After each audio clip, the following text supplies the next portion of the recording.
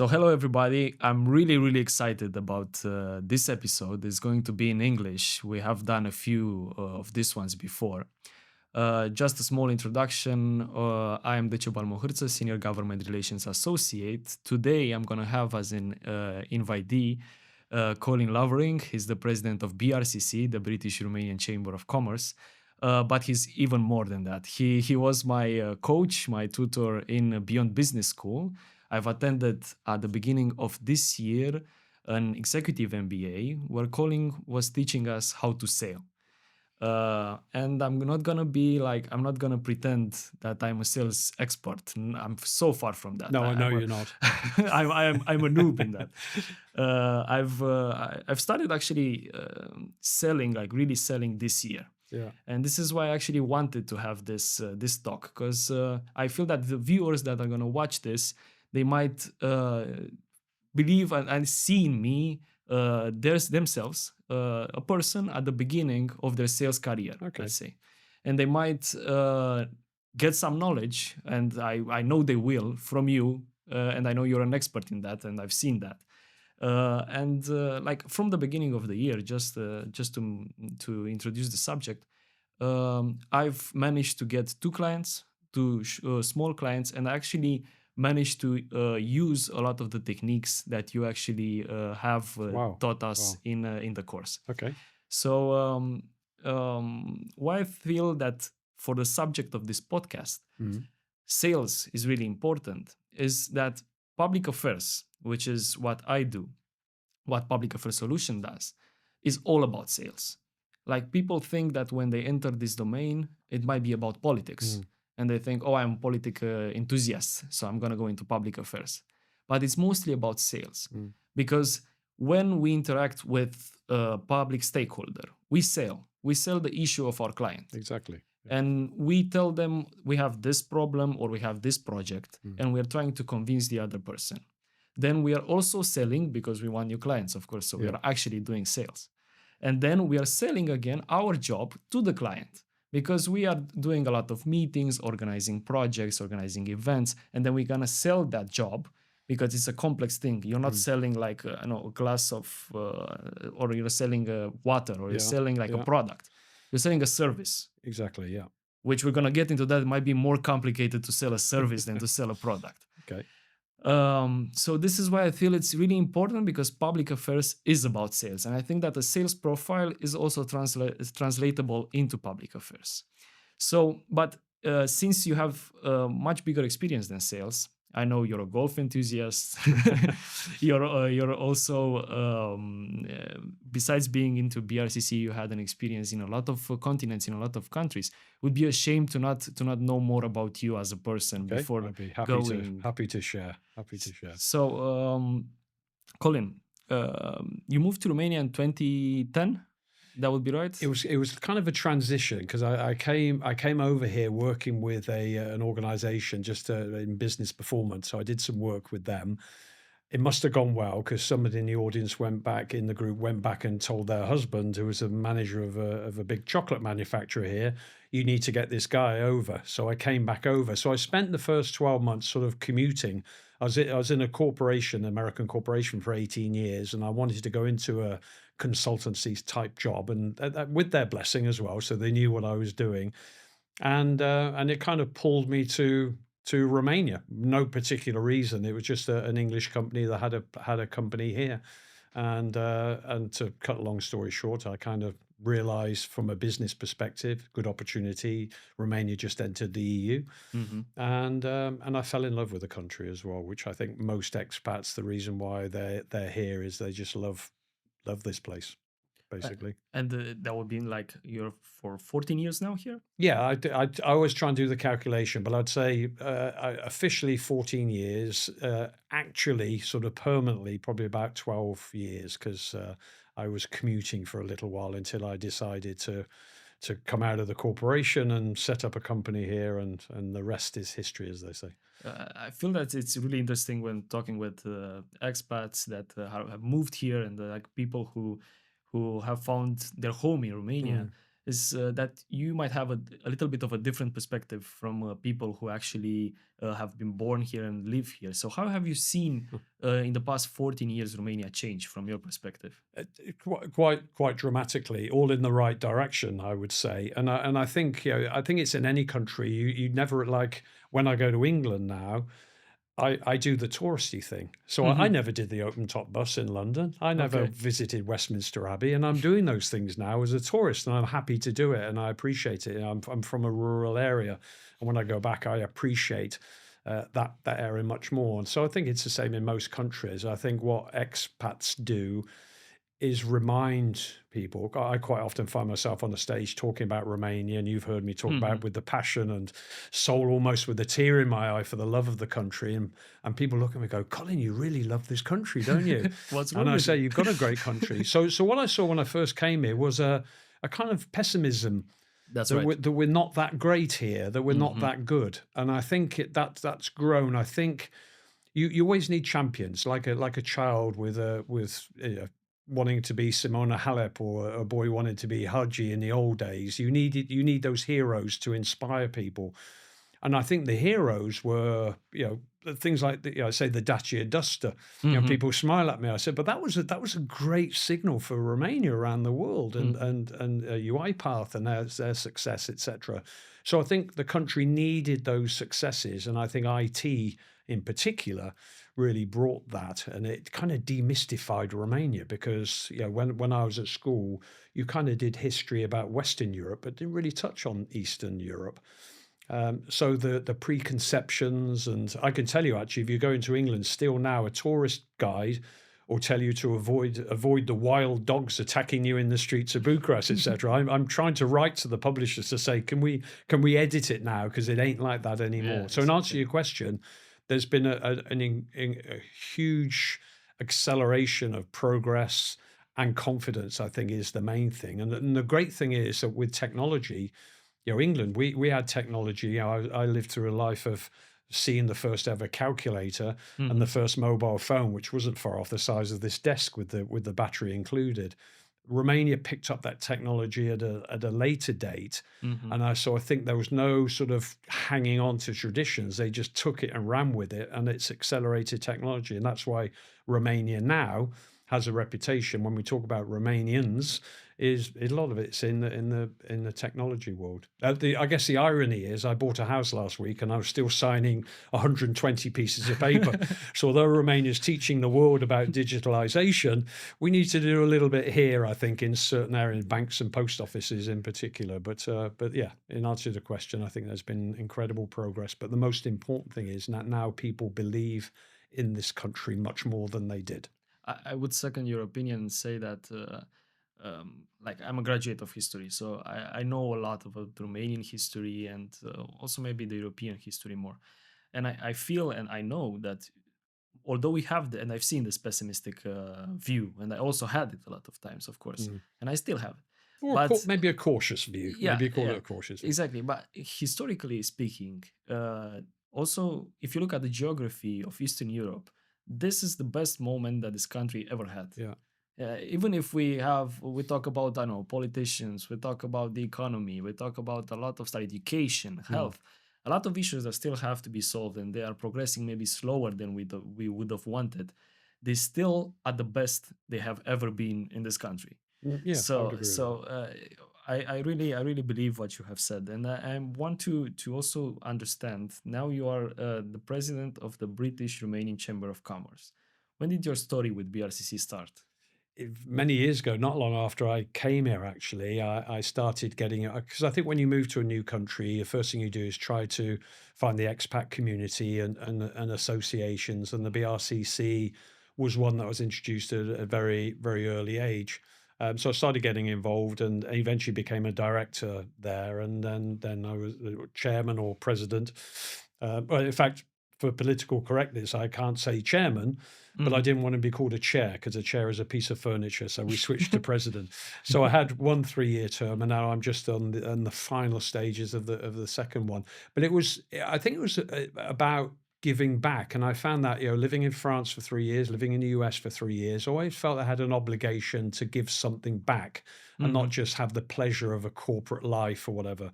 Here was a personal move for me, but the other moves were corporate. And so I got involved in charities and just for my own, not for my ego, but just for my sort of sense of appreciation of a country. So when I came here, I wanted to get involved. I'm involved in a couple of supporting a couple of charities, but Hmm. also on the BRCC, I felt I could contribute. So, Hmm. um, On the BRCC, in the past like 12 years, you have been mm. in the board of directors. But uh, what projects did you have, and what are you looking like in the future? Maybe new projects that the BRCC are gonna do. It's governed a lot. Our role is to support trade between the UK Hmm. and Romania. We're not a government supported entity. We were for a couple of years, but primarily we're not a government supported. So we're an independent organisation that's registered with the British government. So we're Hmm. recognised as the British-Romanian Chamber of Commerce. Our main goal is to dovetail into the embassy to Hmm. see how we can support.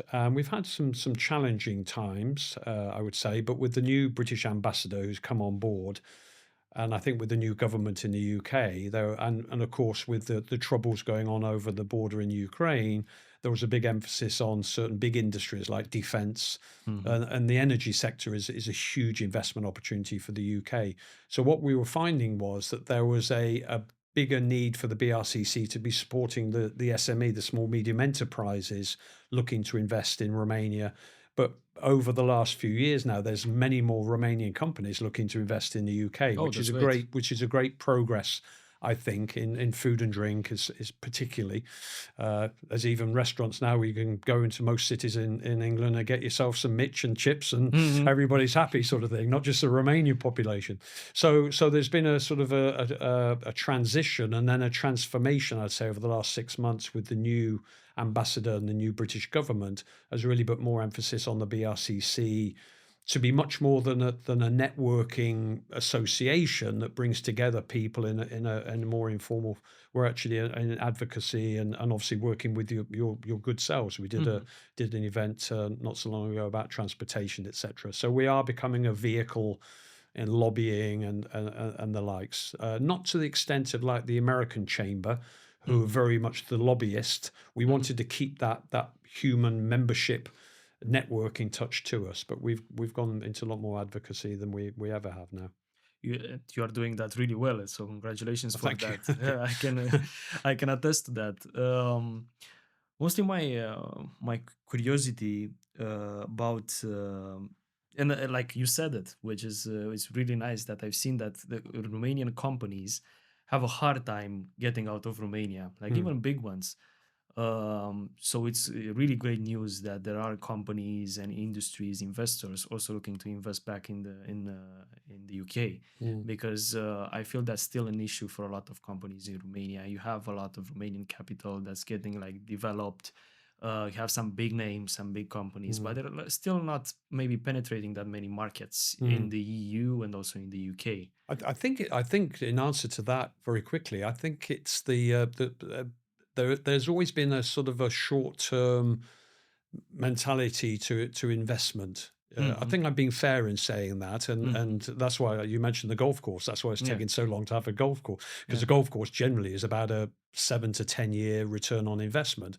yeah. So now somebody's built a golf course. Now somebody built another golf course, and we're seeing a lot more longer term investment going on. So I think the export of Romanian technology and products and services, people are realizing that now there is a benefit, but the short term fix is not there. They have to really invest properly for a medium to long term sustainability. And I think with the Romanian population in the UK as well now, it's a less sort of mysterious place to Hmm. be, Hmm. especially like food and drink, for instance. So you've already got a customer base there, Yeah. and then that sort of expands. So if you go into a supermarket in the UK now, you can find Romanian wines, and you Mhm. can find people appreciating the quality of Romanian wines. It's not just some cheap wine that's in the store. So again, it takes time and a bit of sophistication from the UK perspective to understand these things, and then it grows.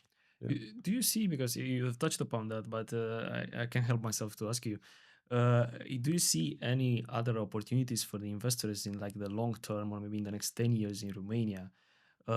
Maybe touching again back on the story, that what have you seen that changed in the past Mm, 14 years? mm, What do you see in the next 10 years from investment point, maybe also for British companies? What should they look at?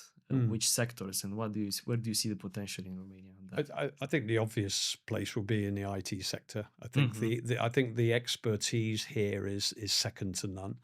I think Romanians' ability to speak many languages, which is why we're sitting here having this podcast in English, because my Romanian is still terrible, but everybody else speaks English, and I blame Romania, because every time I try to speak English, Romanian people reply in English, Yeah. which is a poor British excuse for it. So, but I think yeah, and and I think Romanians are great travelers as well. You know, you look at the population, you just look at the Romanian population in the UK. They didn't all come back after Brexit. You know, they Yeah. stayed there, they've got married, whatever, and they've settled their lives, but their families are here. And I know from an expat, it's tough. It's tough, but Romanians are great travelers. So I think in terms of technology, that would be the main one. But I think anything in the manufacturing sector, because Romania still has the heart of manufacturing, the ability to manufacture goods that Britain has lost, you know, Hmm. big time through the Thatcher years, etc. Everything was privatized, and the manufacturing base diminished extraordinarily. So, and that had a big impact on the economy as well. Hmm. So we used to be a manufacturing country, and now we're not. We're a distribution company, whereas Romania's still got that prime opportunity to, especially in the regions where you've got the ability, the space, and that to expand. So I think any manufactured product, Hmm. there's a market. I think the furniture industry Yeah. is a big one to look at, as well as in IT, etc. But also the export of people is Yeah. still a strong one. But that creates a problem for Romania, of course, because we want the people back. We want this repatriation of that expertise, which does happen to a certain extent. But as I said, you go to another country, you meet the love of your life, and you end up you know, staying there, which is why I'm here. I got married 8 years ago, and 5 years ago, and I'm here for good, Yeah, sort of yeah. thing. So I think this is a story for like it's not only your story, but I think it goes both ways, yeah. because like and every most of the Romanian families have at least somebody that lives either in the UK, in Mm, Germany, in other countries. Like for my instance, I will share a personal story mm. here. My sister, she went to study in the UK, and she's a British citizen now. She's Right, like she okay, lives in there you go. London. She's Yeah, there, like. And my mother, she of course she's in Romania, but she had a lot of business with the UK back in the 2000s and yeah. 90s. She had a factory in which she made women garments, so like Okay. yeah, women dresses, and she had a lot of clients in the UK. So I feel like it goes both ways, like, and we shouldn't be upset about that. I think it's a trend. I feel that right now, maybe also because of wages, Yeah. things have stabilized a bit. Mm, I don't think there's that much movement as it used to be. mm. But movement is not a bad thing, because especially also in the EU, but maybe also outside of the EU, Yeah, people are coming here, other people are going into the UK, into yeah, Germany, and it's something normal that happens. yeah, We are living in a more globalized world, yeah. so we should be expecting that at some point, especially in these common markets and this in this. No, exactly. I think there's challenges on the horizon, though. You Yeah. see the maturity. So take the business services industry, which is a huge market in Romania, and you look at the competitors, which tend to be countries rather than companies for that particular industry. Now you've got, you know, emerging countries around the world, particularly North Africa, be able to pitch cheaper than Romania can. You know, Romania. I remember when I first came here, it was kind of it wasn't the quality wasn't appreciated. So people were investing in call centers because of language, but then they Hmm. realized the capabilities of people here. In fact, there was a research done about the introversion and extroversion, and they discovered that Romanians generally, about 85% of Romanians are more introverted than extroverted. And the good news for that, thank God for me, the good news for that is that you can manage difficult situations or customers much better than the British, for instance. So if you phone me up in a call center and say, hey, my laptop's broken down, I'm like, oh my God, oh my God. Whereas here it's like, okay, tell me what's happened, and we will fix it. Mhm. So there's some successes there. And that's why you've seen this industry grow. And we look at the buildings on the horizon and big companies, Teleperformance, Webhelp, and Mhm. Oracle, etc., Microsoft. But there's a signal coming now that we're, because of wages starting to go up, Mhm. that they're getting the benefit, and that's why the technology is so crucial, because we can't just rely on the soft skills, the languages anymore. We have to top up and make these companies, the aforementioned companies, Mhm. say, okay, no, I'm going to stick with Romania because the expertise here, but there is the temptation, because there's so many other countries now are pulling at them and saying, come and invest with us. We speak English. We can do Mhm. that. So that's the challenge. That's why we need some repatriation of some of the talent Mhm. to make sure that we're able to do that. And on just on another thing, Romania's got a similar problem to the UK, where when I was a kid, it was 2.4 children for every couple was the average. Yeah. Now it's around 1.3 or something. I don't know the Yeah, exact, but exactly. Romania's got exactly the same, and people are living longer. So Romania, over the next 2 or 3 generations, is potentially going to become a nation of older people. And the Mhm. young generation, as we know in the towns and villages, Mhm. are moving out. And that's why I think manufacturing is such a key factor, because the more manufacturing we can have in rural areas, we can hopefully keep those younger people, have a career to go, and don't Exactly. have to go to another country to work in a similar environment. They can stay here. The salaries are good enough, and they be closer to their families. So it's an evolving thing going on, and I just hope but the link between government and business, I would say right now, is better than it's ever been. Mhm. A lot of people say, "Oh, Colin, it's this, that." Yeah, I know it's not right. I know it's not great, but I think, well, you know better than I do. Mhm. At least the communication is wholesome, authentic, and honest to a large degree. But go back 10 years, and it was a challenge. So I hope that continues, and that dialogue, and people do the sensible thing. I've said it in other podcasts as well, but I feel that it's more important than ever right now in this economy that we live in the economy we have in all of the countries now in 2024, that decisions that are taken in the private sector affect the public sector. Mm, A lot of decisions that are taken in the public yeah. sector affect the private sector. They affect also NGOs, civil society, and so on. So we live in a society and in an economy where you cannot avoid not talking to each other, because it used to be that government was bigger, was Mm, powerful, and that the private sector wasn't. mm, Now all three, let's say, pieces of the pie are equal, mm. and they interact with each other, and they should interact, of course, in a transparent, ethical manner, but they should interact with each other. Yeah, Because yeah. if you take decisions in the government side and you expect that it will regulate another sector without talking with that sector, without knowing their Mm, expertise, only thinking that you're the smartest guy in the room, yeah, that's gonna affect you as a public sector at some point. It's yeah, gonna affect the economy. yeah. So you have to talk to each other. So you have to work together. Yeah, Yeah. again, it's going back to the short and long term. I would say to any minister, without us beating up the Yeah. ministers here, Yeah. is don't make decisions based on what could happen and make you look good, or whatever it is within your term. Think of your legacy. Exactly. Think way beyond when you've gone out of the government, that people can look back and say thank you to that gentleman, because without him or her, we wouldn't have had ABC. And I think if we can change the mindset to that long term, and get them thinking that way, they won't be so selective, let's say, in what they focus on and what they prioritize. Especially in Romania, especially in Romania, since there are a lot of laws that are getting passed 10 years after the Yeah, minister yeah, was there. It still yeah, has his signature. Like exactly. it was a funny story. Like 1 week ago at our office, Vlad used to be in our managing director. He used to be in government a long time ago, and we have seen an government ordinance that was signed by him that was now only getting Oh wow. approved.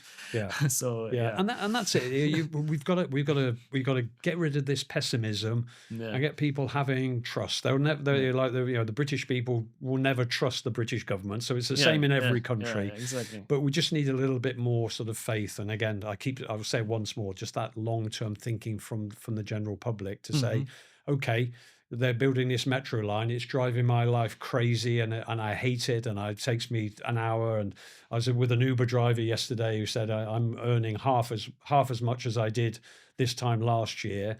But this is progress. This is the pain of progress.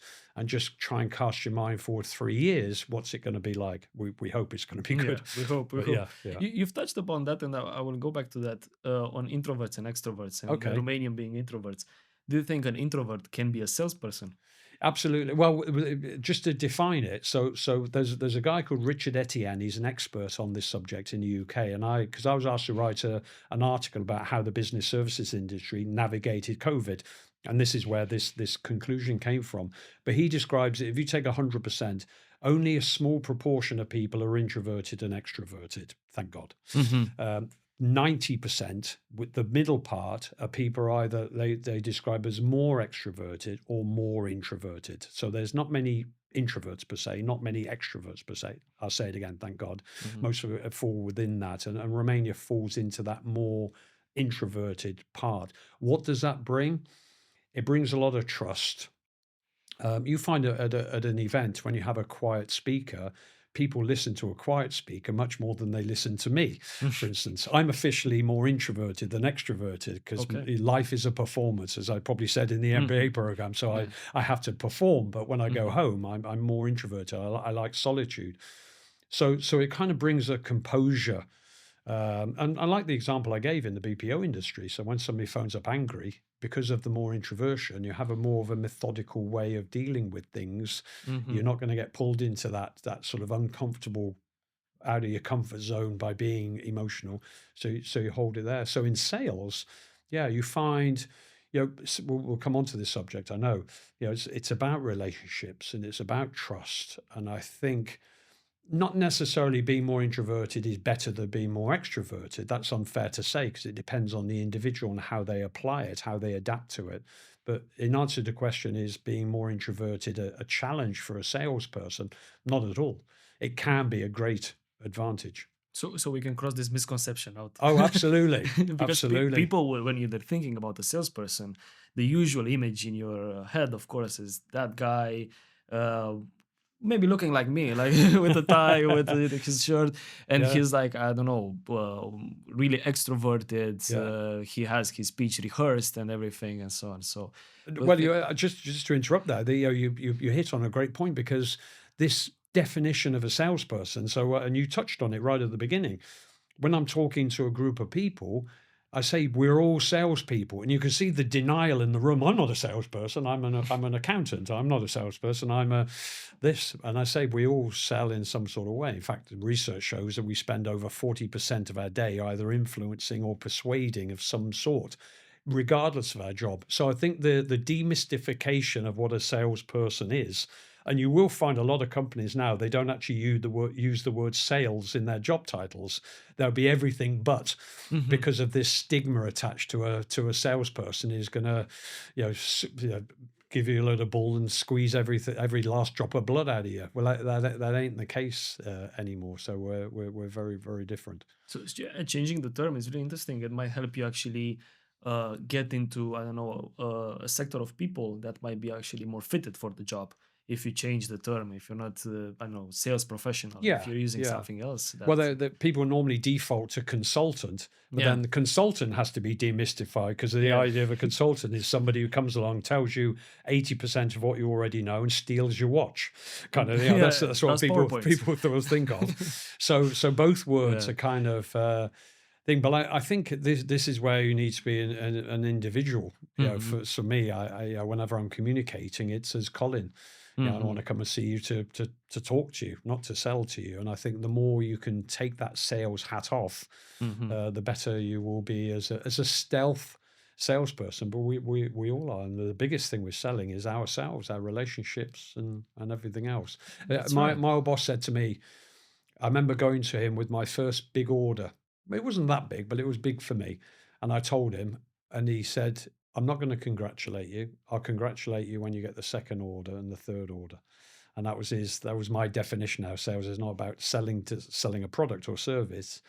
Selling it's about making it difficult for those people not to want to buy from you. And Mhm. a sale is not a sale till you get the second order, then the third. Then you can say you've got a customer. And that Mhm. applies in your industry, in my Yeah. industry, in this studio we're in. Mhm. The second time this is the umpteenth time you've used this studio. Mhm. You are a client. Exactly. If you only used it once, you say, yeah, I didn't do a very good job there. So Yeah, yeah. Give us a use case. Really, I think it's really important to have a study case, case study, because I know you had, maybe without names, without anything. Just tell us something, a service you have sold, like a really, maybe with another technique or something you yeah, have yeah. done. Yeah. My greatest. I probably told this in the MBA program was. As I said, it's making it difficult. I work with a lot of companies in their sales meetings, and I'm always curious to find out about the rejection, why Mm-hmm. they get rejected, and sometimes I'm with sales teams and individuals, and they don't even know they've lost the business until they hear about it Mm-hmm. or read about it. And I say that's the biggest crime, because sometimes you can actually celebrate not getting the business, and the way you celebrate that is the way that potential customer tells you. So if they say, if I get an email, say, Colin, thanks for your offer. We've considered everything, and at this time we're going to be working with another company. Thank you. Keep in touch. To me, that would be an utter disaster for me. What I Mm-hmm. would want is that lady or that gentleman to call me and say, Colin, can we meet for a coffee? Mm-hmm. And then to say, look, I'm so sorry, and actually feel that sort of pain of having to tell me, then I can actually celebrate not getting a business, because I know I've done everything that's right to get that. So that's what I focus on is on the, and I'd say to everybody watching this and listening to this, is the way that you're judged is on the experience afterwards. So if I have a meeting with you, sales meeting, and I leave, and Codrin comes in and says, "Hey, who was that?" You say, "Oh, it was Colin from Lovering and Partners." And he says, "How did it go?" You're not going to reel off my portfolio of products and how I do business. It's going to be an emotional, we can do business with him. I liked him. Oh, by the way, he told us this and I didn't know this. Mm-hmm. And that's really the essence of what, when we demystify what sales is, which isn't, this is the price, can you Mm-hmm. buy it? No, it's actually making it difficult for that person not to want to do business with you. And there's opportunities happen that can trigger that. And the best story I can tell is a lady many years ago, Sheila. I remember her Mm-hmm. name, and I went to see, and I was met her 2 or 3 times, and there was no pushing for the business. I knew that it would take time before she was comfortable to do business with me. And I walked into her office. I think I told you the story. I walked into her office and I said, Sheila, how are you? And she said, bloody Mike, excuse my language, bloody Michael Jordan. And I said, what did Michael Jordan do to you? For those younger viewers, Michael Jordan was one of the greatest basketball players. I better throw that bit in. And she said, because in England every year there was one gift, Christmas gift, that every child wanted, a girl or a boy. And this year it was a Michael Jordan basketball that every 100 that was produced was signed by the great man himself. And mothers and fathers were literally scratching each other's eyes out in the shops trying to get this. And Sheila was one of them. She said, I've tried everywhere. And I said, and I made a mental note of it. I had a friend of mine in the sports industry. And afterwards, I called him. I said, mate, I need a favor. He said, what? I said, I need a Michael Jordan basketball. He said, oh, I won't say the exact words he used, but there were some F words in it, but you'll be lucky. And he said, but leave it with me. And about 2 days later, he called me, he said, I've got one. So I drove up to him and picked it up. And I called Sheila the next day. I said, Sheila, I'm going past your offices tomorrow. I just wanted to pop in for 5 minutes. Is that okay? And because I'd built this non-salesy relationship, she said, yeah, fine. Look forward to seeing you, Colin. I said, it'll only be 5 minutes. She said, no, that's okay. So I turned up and I walked in with a Michael Jordan basketball, put it on her desk, gave her the receipt, and she gave me the money for it, of course. And then I remember she gave me one of those hugs, when somebody hugs you, but they hug you just a little bit too long. And she did one of those. She was very, very emotional, and I said, "Look, I'm not going to keep you any longer." She said, "No, have a cup of tea." So I had a cup of tea and 5 minutes chatting about how delighted her son was going to be, and then I left. Now, you could ask the question, did I do that deliberately? No, I didn't. I just said from a sales perspective, no, I didn't. I knew that I had a relationship. I knew that it would enhance the relationship. I'm not going to deny that, but it was just something that was the right thing to do. Did I get the business? Yes, I did. Eventually, I got the business. She didn't give me it overnight. Mm. Eventually, I got it. So if Sheila was here now and say, Colin Lovering, remember Colin? She'd say, I'll tell you about Colin, Michael Jordan. And that's really the bit I'm getting to, that in our business interactions, I'm trying to avoid the word sales, our business interactions and our persuasion and influence, all of the things that we try to do to be successful, it's normally those very small things that really stand out. And sometimes we forget that, which brings me back onto the introversion part, or the more introvert. Romania has there's a study done, and Romania has a high, amongst many other countries, of task orientation. Hmm. The British are very people orientated, so we're very sort of like about relationships, and we get mixed up with that. It's a strength, but it's our strength is our weakness. Hmm. And the same with Romania. Its strength is its task orientation, but his weakness is its task orientation. So you find that we actually go very quickly. I can tell you, I worked with one of the restaurants in the old city. They asked me, could I help them develop their business and grow their business? Hmm. So and bring back returning customers, going back to the second order. So I observed the first night. I sat there and I observed. I watched this guy. I won't do it, so I don't want to interfere with the microphone. But he kind of walked across, put a coffee down, and walked back.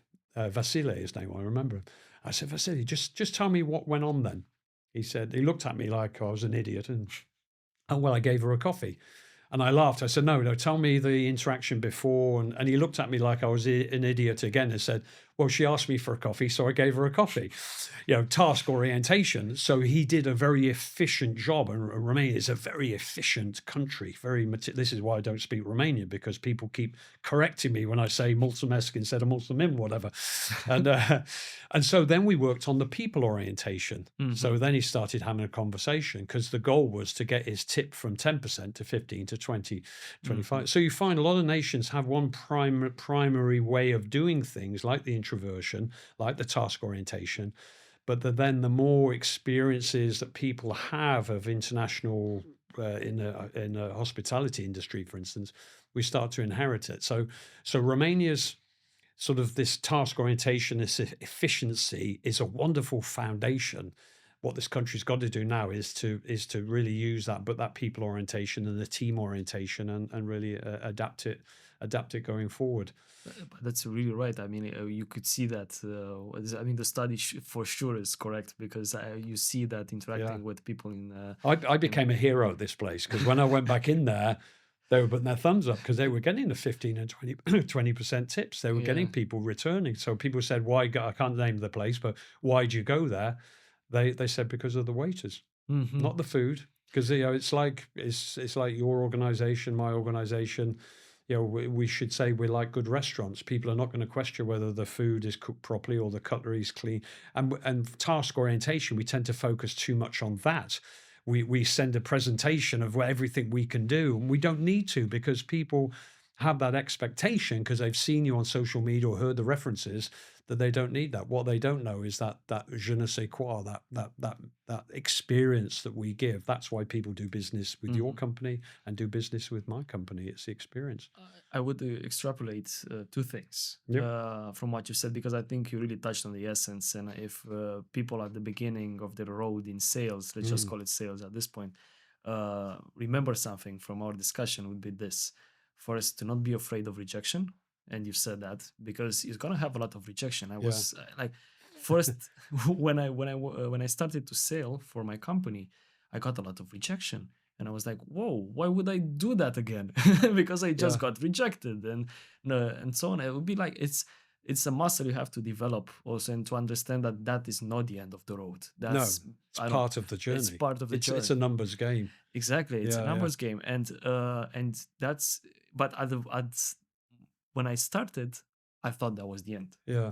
And of course, I wanted to stop because I don't want to be that, I don't know, rude, or I don't want to message somebody Yeah. 100 times, or I don't want to call them that many times It's because, because you're more extroverted than introverted a yeah, little bit. You're on the border, so yeah, you take rejection much harder yeah, than yeah, other people do. So yeah, yeah, it's a yeah. double whammy for you. Yeah, but at this point, I understand this part of the journey. I Yeah. understand why that, and this I learned from you as well. That you've taught us in Beyond Business School. You told us also that when we get rejected, we could ask for a reference. Yeah, That's also a exactly. thing we can do. Yeah, And yeah. I'm starting If you've to done a good enough job with the exactly. relationship and the respect and everything else. Yeah, yeah. Exactly. And second part, that you shouldn't be afraid of rejection, although maybe there are some biological mechanisms in our brain that make us really be afraid of rejection. The second part of it is the relationship. Mm. This year, I managed to get 3 clients and to upsell a client. All of those I've done through developing a relationship. Yeah. And of course, my objective wasn't uh, always in my mind, oh, I just want to sell, just want to get that contract. No, Mm. one of the clients I got, I met him and I befriended him, and I am still friends with that person. And I had no objective of getting business. That business just appeared at some point because we were having the services, he was having the need, Yeah. and so that appeared Yeah. in our discussion. Which is wonderful. Yeah. Yeah, exactly. And Yeah. so I feel that we, especially for selling services, a key thing is to develop that relationship, Yeah. to network a lot, Yeah. and to know a lot of people, and to be their friend. Yeah. That's really important, and to not always have the objective of selling. To some people, you will never sell; they're just Yeah. gonna be your friends. Is it that bad to have that many friends? You don't, well, they don't have to be your buddy. I'm sure I shared with it in the class that you often hear in a group. So maybe you hear it in your meetings. Somebody say, "Oh, does anybody know John from ABC Company?" And somebody says, "Yeah, I know." And there's an automatic assumption that that person has a good relationship. So I always say, yeah, there's relationships, but there's a definition of that relationship. So if I'm like our relationship, I always do on this 1 to 5 scale. 5 is, yeah, we go on holiday, our families go on Hmm. holiday together. 1 is, yeah, we don't really know each other. Hmm. And what I found when I've done research on this, I find the average. So when you look at a company's average relationship with its customer portfolio, it's normally about a 3.4, so it's just above average. So Hmm. 3, I use 5, so you can have a middle point. Hmm. And a lot of time people go to the 3, which is an average relationship. But So when you podcast is about 4. no, this is a 1 so far. No, I'm joking.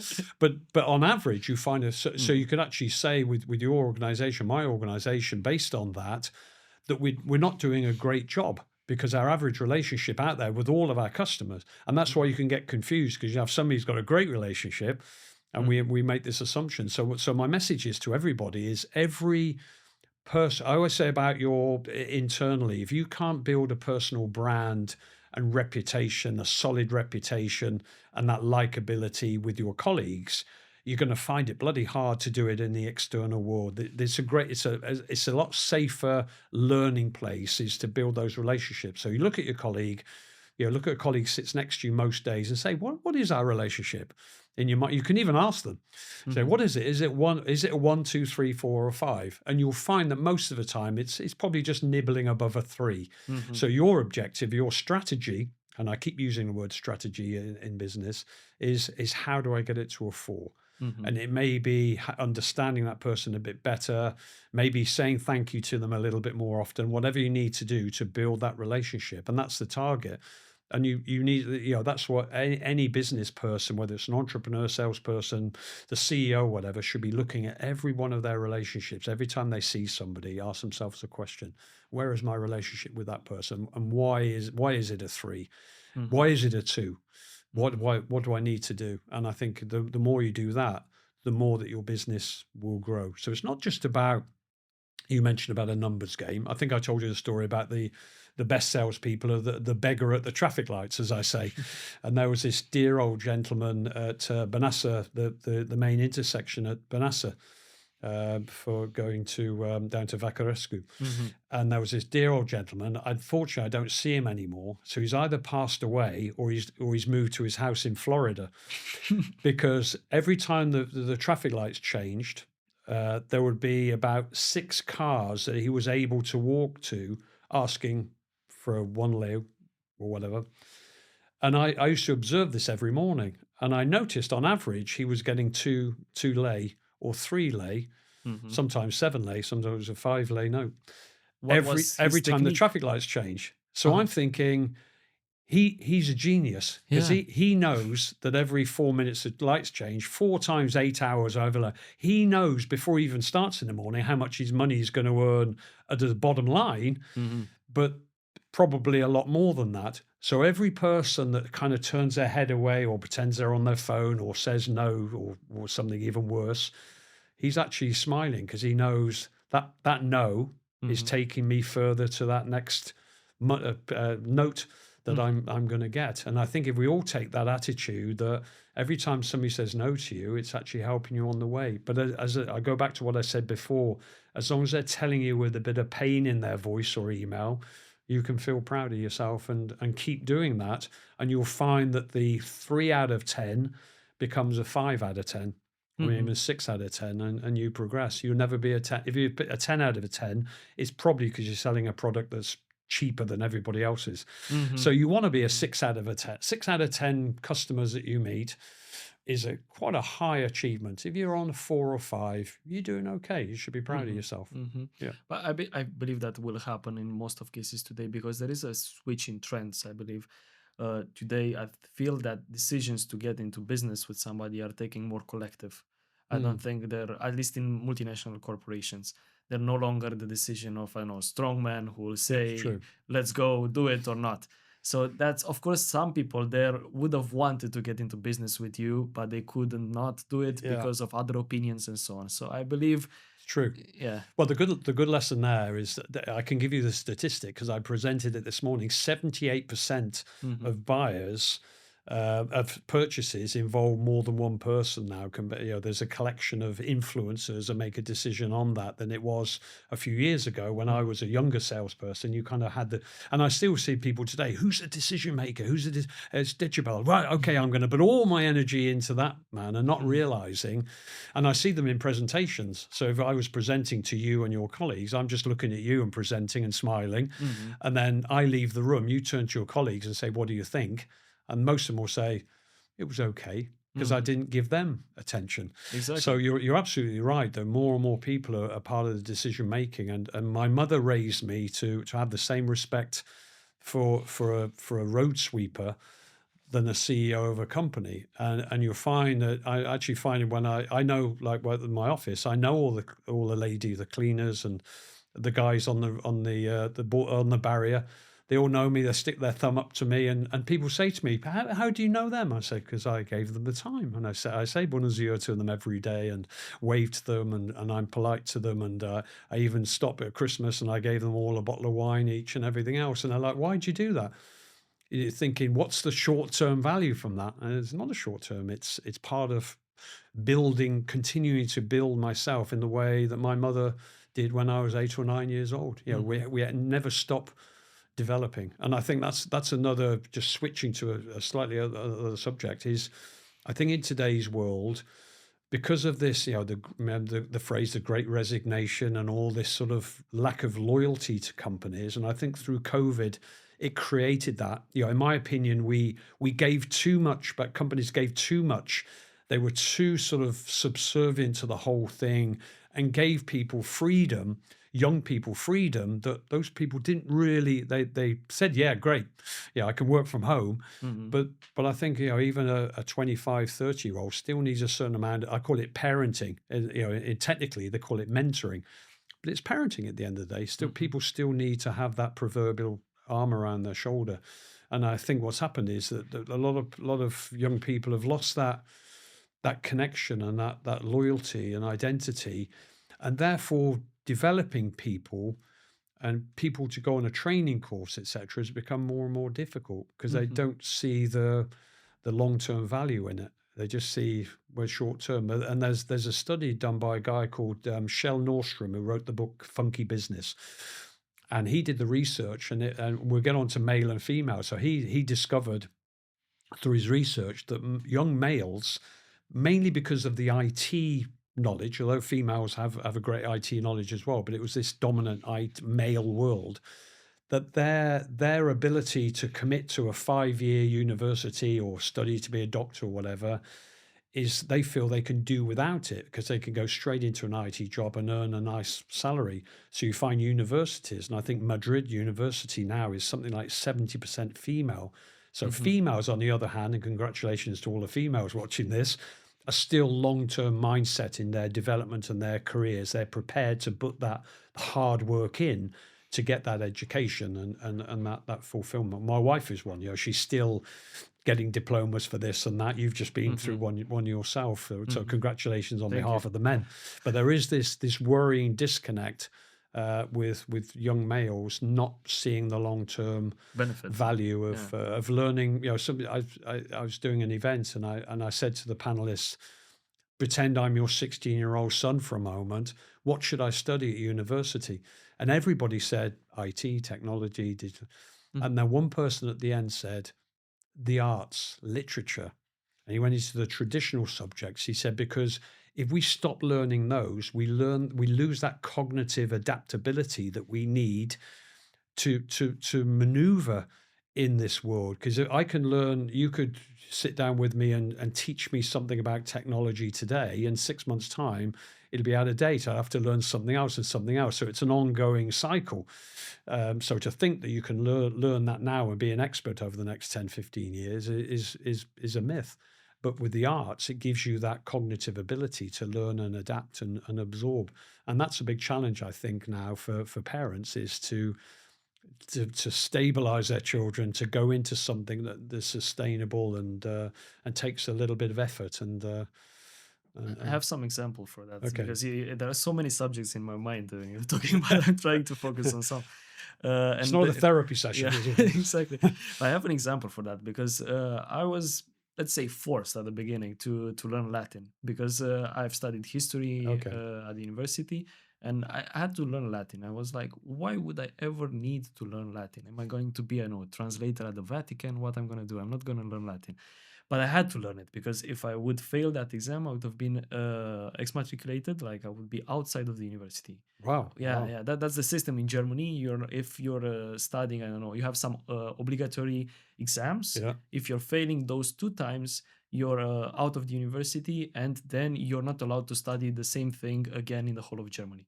So I wow. could, yeah, it's really like And speaking German. Latin in McDonald's is not very Yeah, useful. exactly. And I had to learn that. I learned it for 2 years, and I had to translate from German to Latin and from Latin to German. And at some Wow. point, I wasn't taking any other courses. I was taking only Latin, and I was doing like Monday, Tuesday, Wednesday, Thursday, and Friday. Like I had like on Wednesday I had a tutorial and like something with like another student on Yeah. learning by myself. The other days I was having it with the professor, and I had like a written and an oral exam. And I was like, trying to convince myself every day that this had any usefulness to Yeah. it Yeah. because it didn't in my mind at the Yeah. beginning.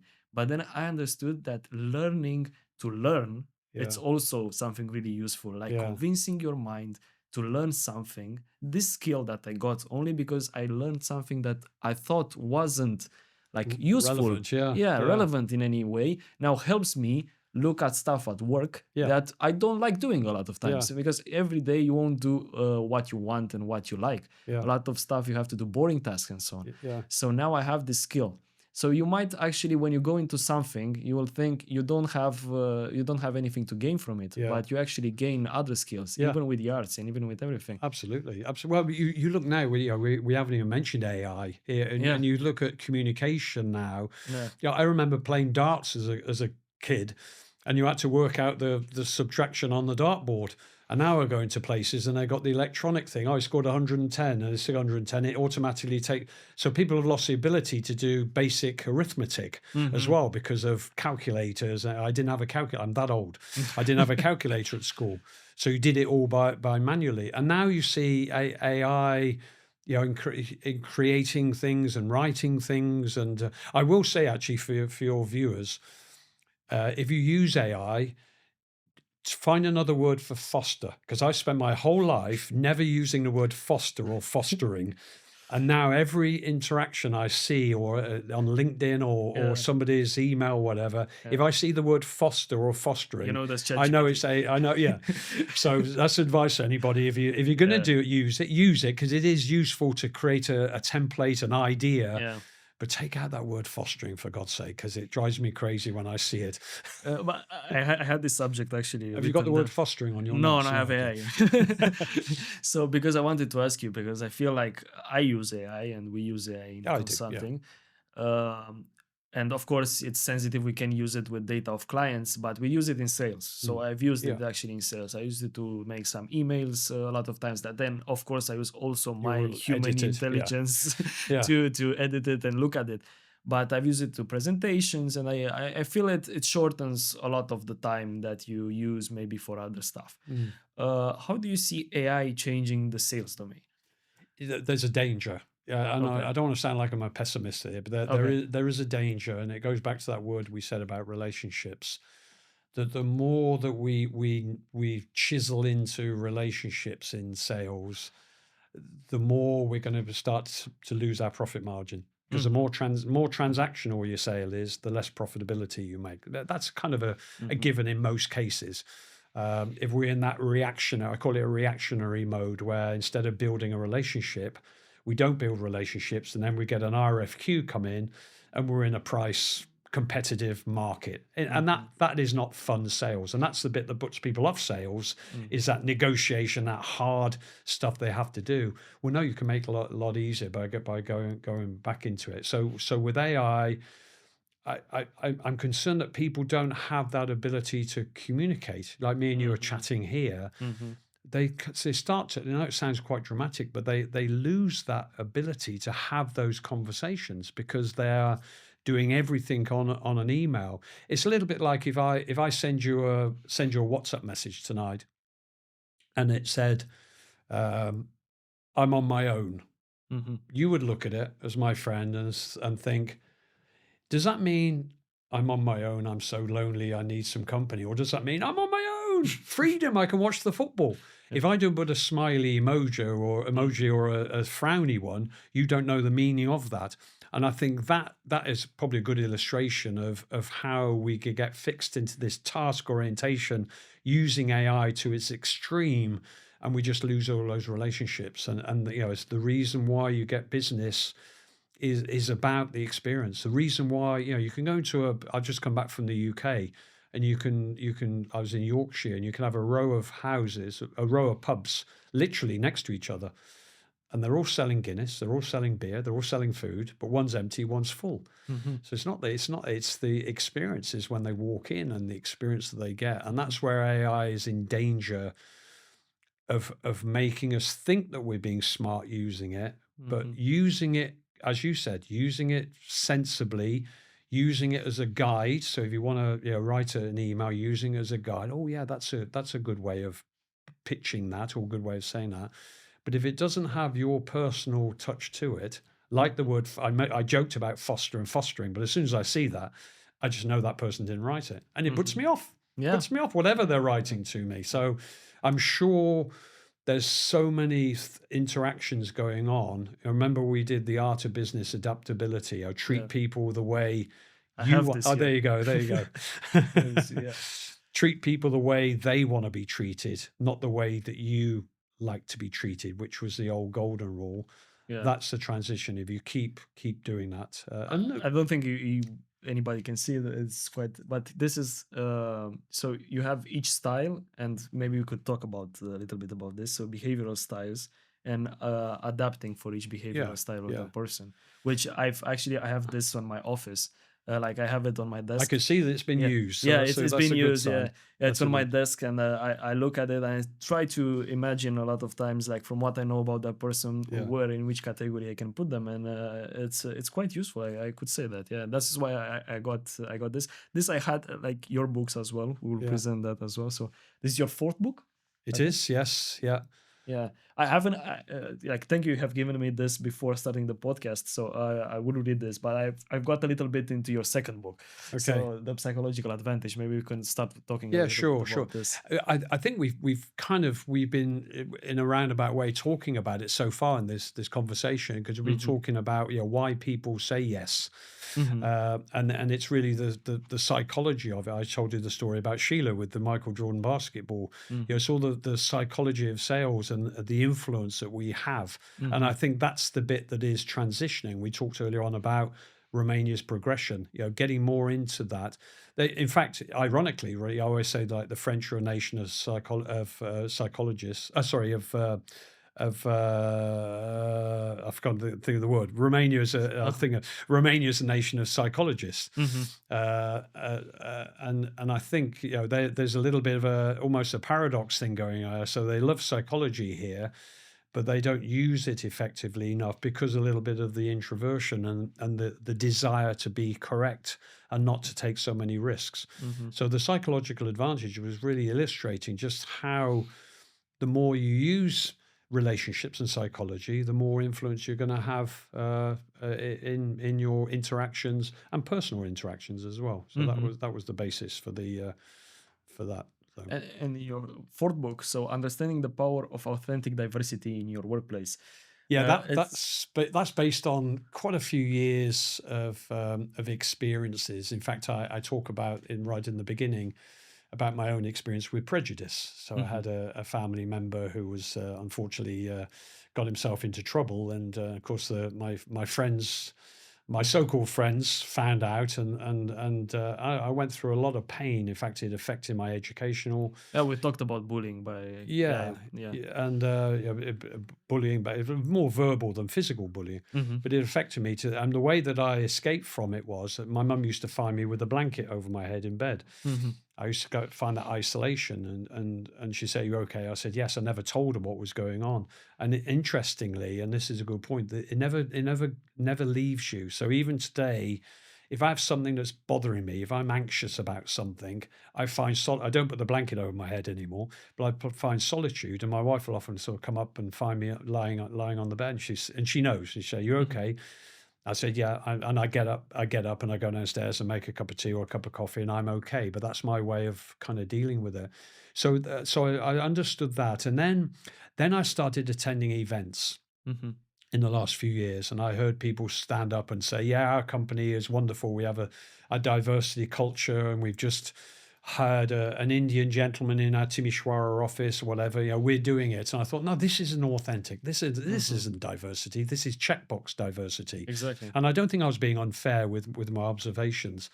So I started to delve into taking away the color of somebody's skin, their gender, their disability, whatever, and look at their skills. And what was really interesting for me was I was working with, and I still do work with companies, and I work with a department, not necessarily sales, could be any. Uh, but what I found were there was a cluster of the same people, same type of people. Because in the recruitment process, when the manager had the final say, so they'd have you and me, and they'd see us, and maybe your CV was much stronger than mine. They would say, "Yeah, no, Colin, let's go for Colin because Mhm. I can work with Colin." Well, the reason they're saying that is because Colin is very similar to them. So what you find is they have so the diversity of the cognitive diversity, the creative diversity, just wasn't there. It's Mhm. like if you can imagine your organization having a room full of you. Mhm. What a disaster that Yeah, would would be, would no, be. but it just wouldn't work. Yeah. Same having a room full of me, it just wouldn't work.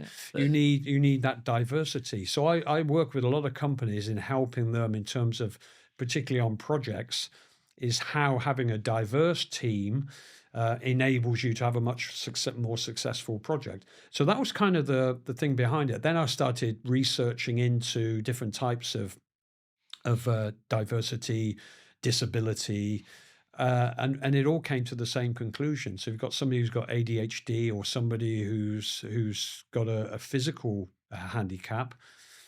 The creativity they got, that was a bit you need to look Mhm. at and not get blindsided by something that you may felt uncomfortable or not sure about. So I'm encouraging more, and same with age diversity. You mentioned earlier on about, you know, when I look at the age that I am, you could say I'm unemployable if I applied for a job. Oh, bloody hell, yeah, he's, excuse my language, bloody hell, he's too old for us. But what somebody of my age can contribute to a company in terms of that diversity is priceless, absolutely Mhm, priceless. mhm. In the same way that a 22-year-old.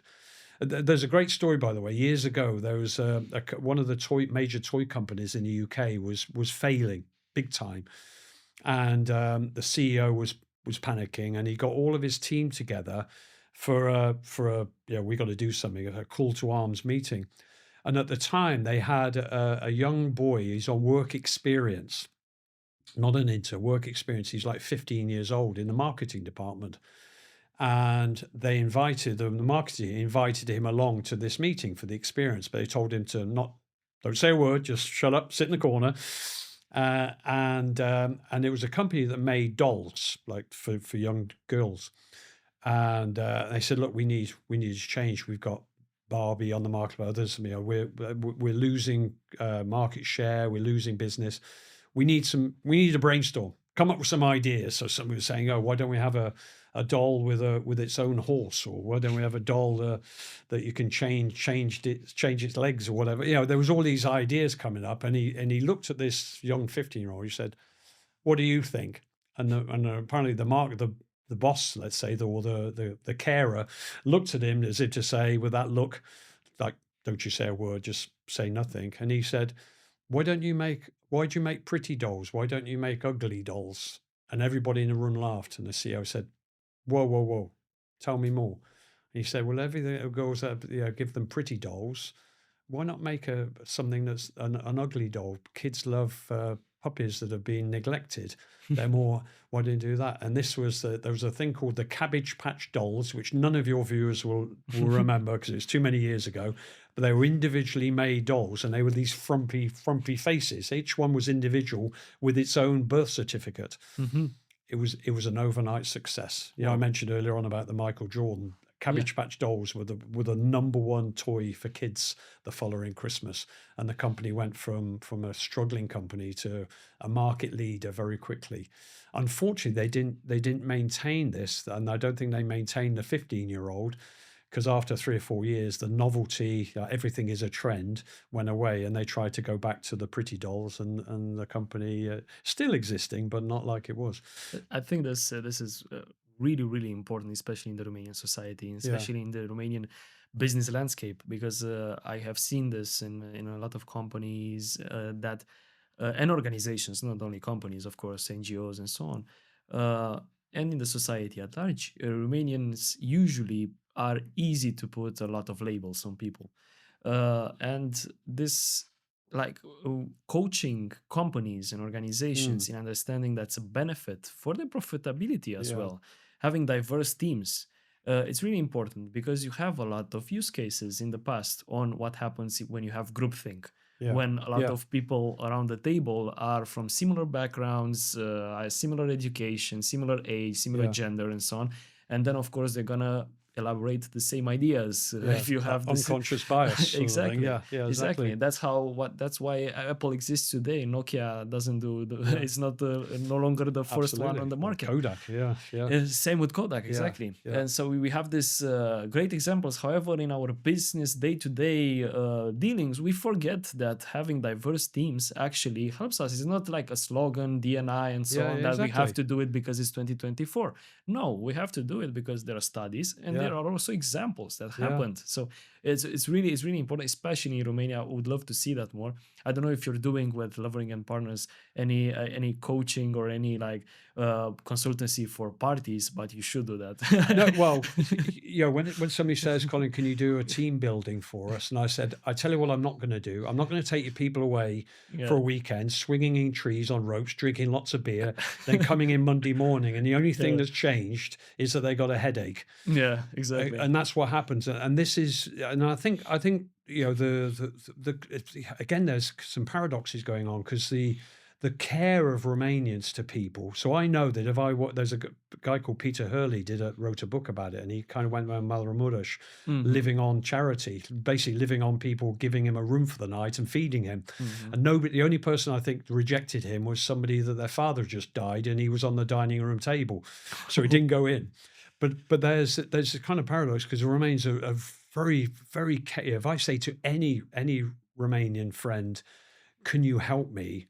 Mhm. There's not many that would turn me down. That's right. Not Yeah. many would turn me down. So you got that in your DNA. Yet we kind of insult it. I hope I'm okay saying this. It's kind of an insult, really, to send a team out to paint a school or whatever, which is very nice, or Mhm. to help to build a whatever. It's very nice. It's very nice, but I think those people enjoy it and they feel wholesome, but there's only a small percentage who take it to the next step. They come back to work on the Monday feeling good about themselves, and then life takes over. Mhm. Uh, so having those people either with a disability, or with an ailment, or they're old, they're young, nationality, whatever, ADHD, having those people in the workplace, then you start to really appreciate, and then it's really wholesome. That's why I use the word authentic. That's when it's really authentic diversity. And that's when you realize, like the 15-year-old boy who saved that company. I Mhm. don't know if they paid him or not. I haven't found out, but they saved that company. And that's so I am helping. When somebody says, "Colin, can you come and improve our sales performance?" Because they see part of what I do as a sales trainer, the first thing I want to do is find out why. And a lot of the time, it could be a middle manager or somebody who's not managing the team in that diverse way. And they've got, everybody's the same person. They're all strikers, like running a football team. He's got a team of strikers. Well, he needs some midfield players. He Mhm. needs a goalkeeper, but he's gone all for the strikers. And that's why the business is failing. So it very rarely comes to me going in and doing sales training, because that's, to me, I think there's organizations spending hundreds of thousands of dollars or euros or lei, 100,000 lei, it'd be millions of lei, on checkbox training. And Mhm. I went to see somebody. I'm going off track a little bit, but I went to see somebody, and I was pitching. I was doing a bit of sales pitching, Mhm. and we were talking about. We got onto negotiation, and I started giving her my theory of negotiation, and she stopped me. She said, "Oh, sorry to stop you there, Colin. The team went on a negotiation skills course 6 months ago." And I said, "Can I ask you a question?" She said, "Sure." I said, "Because they went on that course 6 months ago, does that mean they're all good at negotiation?" And she smiled and went back in her chair, said, "Yeah, I see what you mean." And what we did from that is actually dug in and found that they'd gone on a training course. They had liked the trainer, who was good, so they'd given him high marks, experience, and everything else. But they hadn't learned how to be good negotiators. Mhm. So I think this, with the diversity thing, is really understanding for any managers or business leaders, is really understanding your team. I keep going off on stories. I remember years ago, I was living in the US, and they had a party, one of the colleagues, big house in Connecticut. They were all made of wood as well, so you can hear everything from miles away. So I went to the party, and there was this music, like Spanish music playing, and I was in the kitchen with big house, and I was there for about 45 minutes, and just chatting. And I thought I'll go to the main living room to see who's there. And this music was still playing, and I walked in, and in the corner, he was an intern in marketing. Same, it must be about marketing people, and he was sat on the floor playing a Spanish guitar. It wasn't the CD. It was this young lad. And I said, "I didn't never knew you played guitar." He said, "Yeah, I played all my life. My father's Spanish." And it got me thinking with companies, is to say to leaders, do you know your guitar players? Do you know those skills that people have? Especially, and again, I'm an honorary so my heart is Romanian, so I can say these things, that we feel, because I've gone to ASE, that I have to go into a financially sort of dominated world, an accountant or a CFO. And going back to what you said about learning Latin, no, that's not the case. Because you've been to ASE, you've got a financial awareness, you'd actually make a great salesperson, because sales, financial understanding for non-financial people is one of the best trainings I ever went on. So using that creativity to further your career rather, and that's what I say to leaders, do you know your guitar players? Do you know people, what they do, what they're, they may be a ballet dancer, they may be something, and how does that transform into your business and stuff? So say, I apologize, I've gone off onto a tangent a little bit But here. it's right on because I had the curiosity in asking you, but I think we've kind of touched on that subject as well. As since you've been on 4 continents and worked in so many different cultures and environments, and with Lovering and Partners now, you're coaching companies, large, small Yeah. organizations, and so on in inspirational business strategy and so on. Have you seen any like structural issues in companies or organizations that are maybe more typical for Romania? It's probably not typical for Romania, but I'm going to talk about Romania because I've been here a while, but it's quite common in most countries. And I think it goes back to what we said about the mindset, this short-term mindset that we've kind of post-COVID. COVID was more damaging than we realized. Yeah, And then that's you right. had hybrid working and the disconnection, engagement, and everything else. And that's the biggest challenge for managers is managing now is it's much more difficult than it was a few years ago, where your people Hmm. were there every morning. Exactly.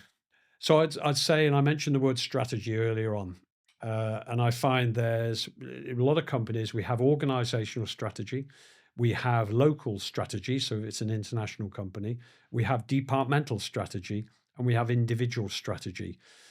To start off at the bottom, there's very little individual strategy. So when I'm coaching individuals, I'm actually building them up to set their strategy for accomplishing what they need to accomplish personally over the next 12 months. Hmm. But then you go to the department strategy is always out of line with the organizational one, and the organizational one is out with the local one, etc. Hmm. There's a strategy per se, but there's no sort of adaptability to it. Hmm. So what I find a lot of companies have, so if a company says to me, Colin, our strategy is we're going to open up an office in Cluj-Napoca in 2025 and put 6 people in.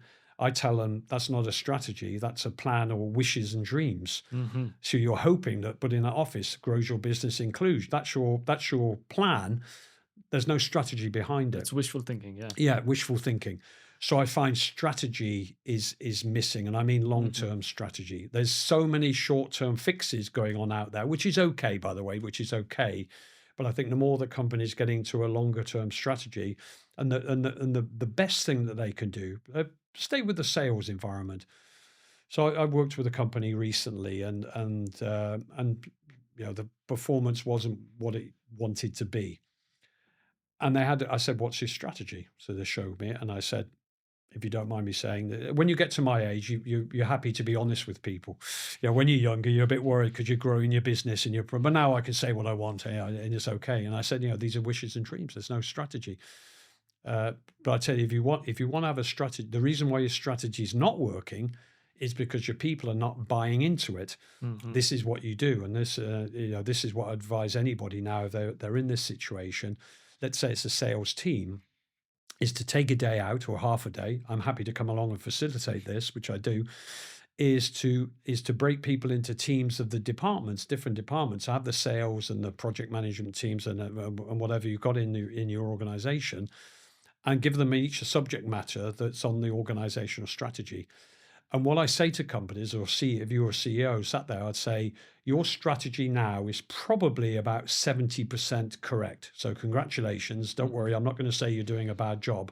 But that 30% will come from your team, because at the moment they're not coming to you and knocking on your door and say, hey, you need to do this, or why don't we try this with them? But they're the people who are at the coalface. They're the ones who are in the front line. And get them to do that does two things. It gives you a lot of maybe 25, 30, 35% change in your strategy. But the beautiful thing about it is the application of that strategy, because that you've given them the respect to be part of it. They embrace it and they take it forward. And So, that's the biggest disconnect that I find with so, companies. so correct me if I'm wrong. If I understand from what you're saying, is that you're seeing a lot of organizations that indeed have good strategies, Mm. but they are like top management trickle down, and maybe also the people inside those companies become disengaged. Yeah. So Yeah. that's why it's really important to have engaged people and to also have their say in the matter, so they feel they contribute and they have a say in the strategy. This is the psychology. It's a bit like, transaction analysis with a parent, adult, child. Hmm. So the more as an organization, not as a CEO, but as an organization, behave like a parent, Hmm. saying these are the KPIs. If you get this, you get this. If you don't do it, you don't get this. Hmm. The less that they behave like a parent, the less likely that the team is going to behave like a child. And it sounds Hmm. quite profound what I'm saying Yeah. here, but that's the reality of it. Yeah. So you say, you better go out and we need to get the first reaction is F you, I'm going to do what I have to do. Hmm.